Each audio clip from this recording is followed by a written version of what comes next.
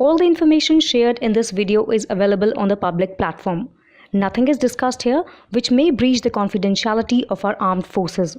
Defense Detective respects our defense forces and works only on the information that is available for public. S. Paul Kapoor, an expert on India-Pakistan security and nuclear issues, is likely to be the Assistant Secretary of State for South and Central Asia, the top job for the region in America's diplomatic arm, people familiar with the development said.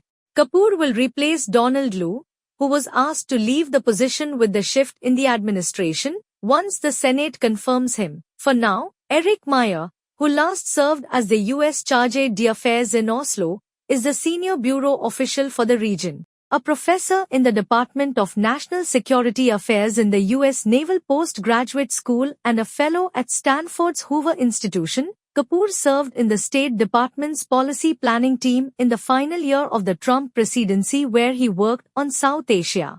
Kapoor has also taught at the Claremont McKenna College and has been a visiting professor at Stanford. His books include Jihad as Grand Strategy, Islamist Militancy, National Security and the Pakistani State and Dangerous Deterrent, Nuclear Weapons Proliferation and Conflict in South Asia. He is also the co-author of India, Pakistan and the Bomb, Debating Nuclear Stability in South Asia and co-editor of The Challenges of Nuclear Security, U.S. and Indian Perspectives.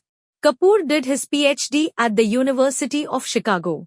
According to his bio, Kapoor also runs US India Track 1.5 dialogues for the Department of Defense. In a 2023 essay co-written with Observer Research Foundation's Harsh Pant, Kapoor noted that the US-India strategic partnership had an almost inevitable feeling about it. The need to ensure a free and open Indo-Pacific region, balance rising Chinese power, and enhance prosperity through trade and other economic cooperation creates incentives that are very strong. Emergence of new institutions from Quad to I to U2 as evidence.